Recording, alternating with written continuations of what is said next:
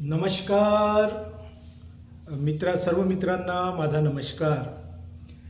महाराणी ताराबाई यांच्या विषयीचा हा भाग. राजवाड्यातील क्रांती कशाला म्हणतात, यात युद्ध झाले का, कोणाचे अधिकार काढण्यात आले, अशा सर्व प्रश्नाची उत्तरे अत्यंत संक्षिप्त रूपाने आपण या भागात घेऊन आलेलो आहोत.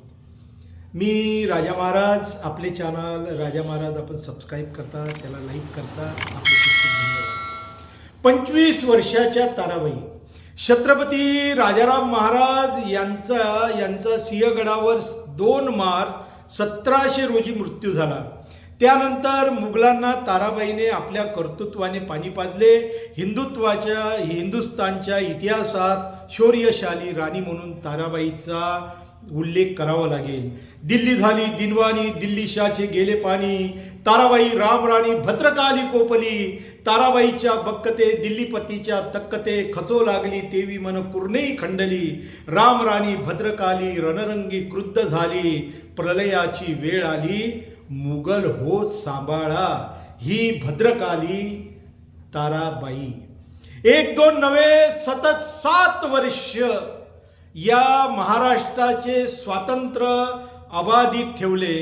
1707ला औरंगजेब मेला आणि 1681 पासून ते 1707 पर्यंत सतत महाराष्ट्राने 26 वर्षे हे स्वातंत्र्य समर अजरामर करून ठेवले.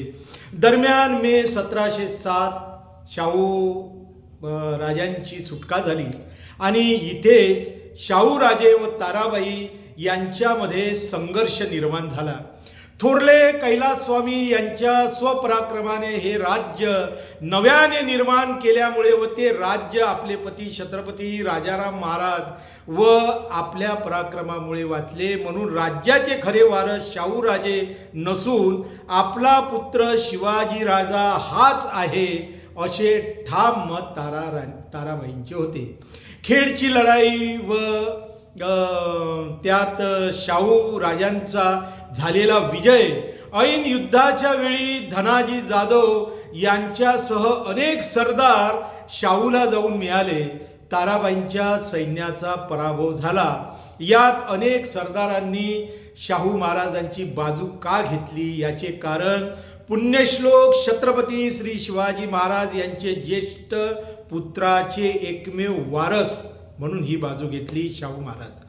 वारणा नदीपासून खाली तुंगभद्रे पर्यंतच्या प्रदेशात ताराबाईंनी आपला अधिकार चालवावा अशी शाहू महाराज यांनी सूचना केली, पण ताराबाईंना ही सूचना मान्य नव्हती. दरम्यान अनेक घटना घडल्या, ज्यात चंद्रसेन जाधवांची बंडखोरी, कान्होजी आंग्रे यांचे प्रकरण, एकंदरीत अनेक सरदार कधी या पक्षात कधी त्या पक्षात असे उड्या मारत होते. शाहू महाराजांनी वारणा पार काढलेली ताराबाई वरील मोहीम थोडीफार यशस्वी झाल्यासारखी वाटली, पण शाहू महाराजांचे सैन्य परत फिरताच ताराबाईंनी वारणेच्या दक्षिणेकडील पन्हाळगड किल्ला, विशाळगड किल्ला जिंकून घेतला. शाहू महाराज व ताराबाई यांच्यात समझोता हा झालाच नाही, पण एकमेकांच्या गोट्यातील सरदारांना आपल्याकडे खेचण्याचा प्रकार असाच पुढे चालू राहिला. याच दरम्यान 1710 मध्ये ताराबाईंनी पन्हाळगडावर आपला पुत्र शिवाजी राजे यांच्या नावे द्वाही फिरवून स्वतंत्र राज्याची स्थापना झाल्याचे जाहीर केले.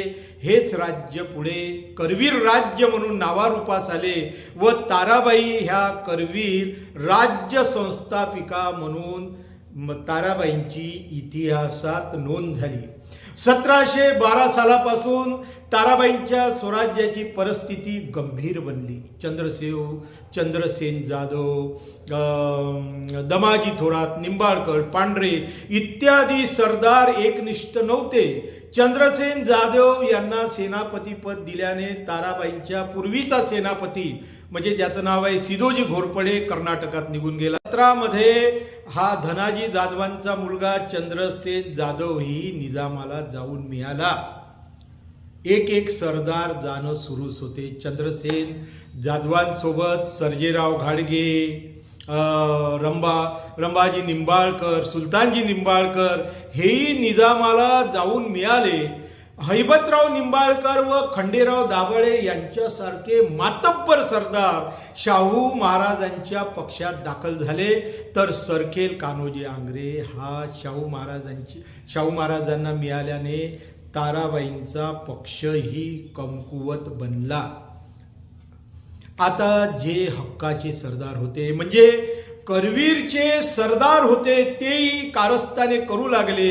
रामचंद्र पंत अमात्य, गिरजोजी यादव, अंताजी त्रिमल, शिवाजी शितोळे या मंडळींनी ताराबाईंची सवत व छत्रपती राजाराम महाराजांची दुसरी पत्नी राजसबाई व तिचा पुत्र संभाजीराजे यांना हाताशी धरून या असंतुष्ट मंडळींनी पन्हाळ्यावर राज्यक्रांती घडवून आणली.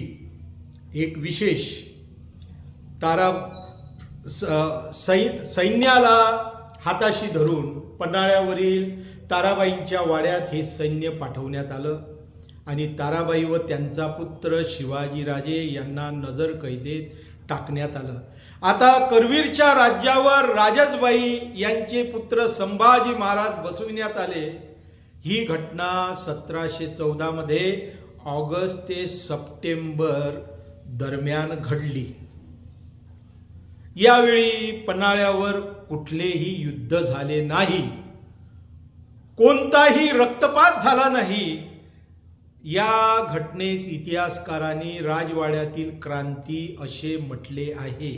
फक्त अधिकार यात ताराबाईंचे काढून घेण्यात आले. वाईट एकाच गोष्टीचे वाटते, छत्रपती श्री शिवाजी महाराजांनंतर एकनिष्ठ व कर्तव्यदक्ष लोकांची पिढी समाप्त झाली असेच वाटते. स्वार्थी राजकारणापायी रणरागिनी मुघल मर्दिनी ताराबाईंची ही अवस्था आपल्याच लोकांनी केली.